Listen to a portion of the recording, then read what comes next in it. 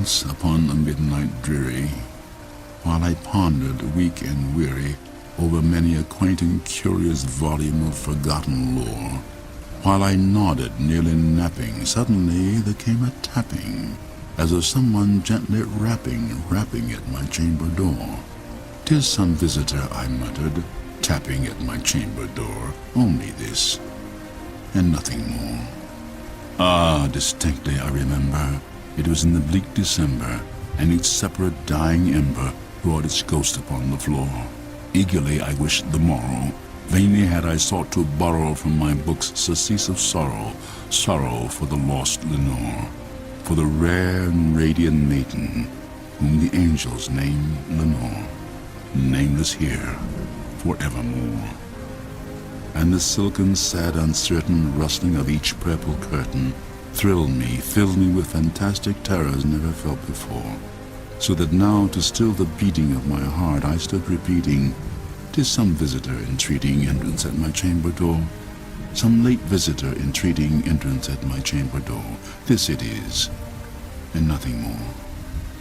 Presently my soul grew stronger, hesitating then no longer.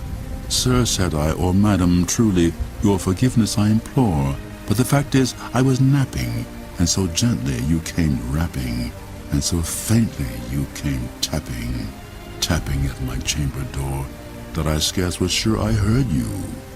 Here I opened wide the door. Darkness there, and nothing more. Deep into this darkness peering, long I stood there wondering, fearing, doubting, dreaming dreams no mortal ever dared to dream before. But the silence was unbroken, and the stillness gave no token, and the only word there spoken was the whispered word, "Lenore?" This I whispered, and an echo murmured back the word, "Lenore." Merely this, and nothing more. Back into the chamber turning, all my soul within me burning, soon again I heard a tapping somewhat louder than before. "Surely," said I, "surely that is something at my window lattice. Let me see then what thereat is, and this mystery explore. Let my heart be still a moment, and this mystery explore. 'Tis the wind, and nothing more." Open here I flung the shutter, when with many a flirt and flutter in there stepped a stately raven of the saintly days of yore.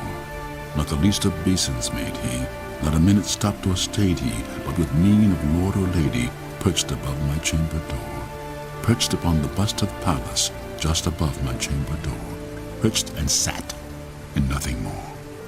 Then this ebony bird beguiling my sad fancy into smiling by the grave and stern decorum of the countenance it wore.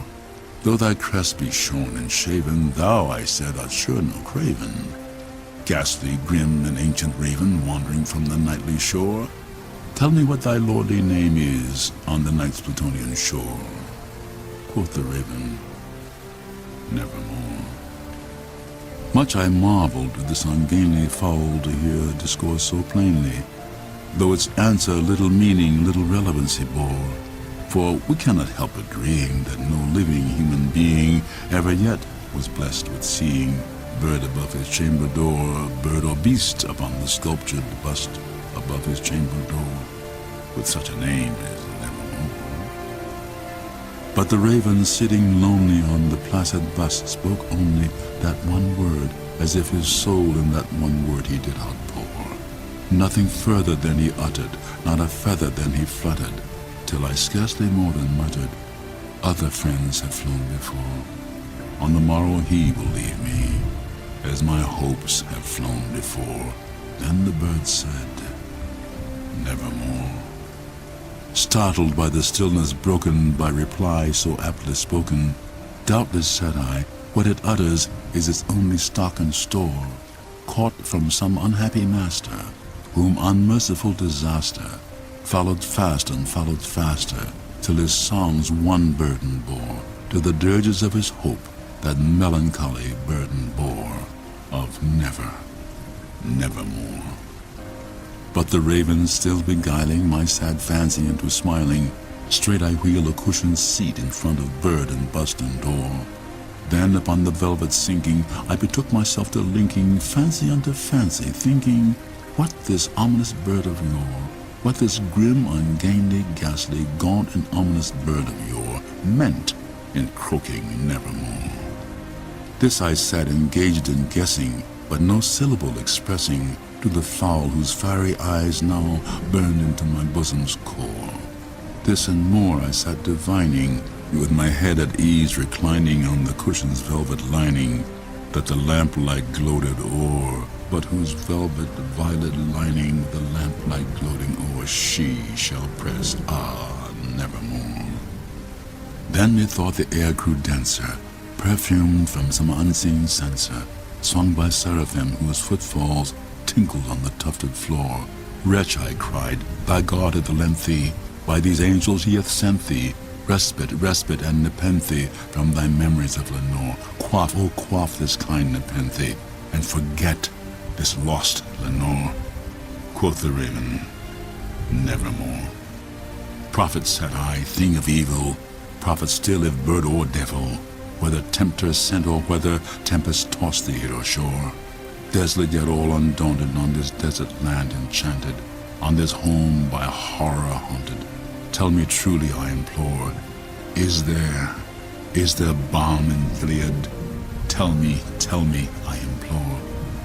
Quoth the raven, nevermore.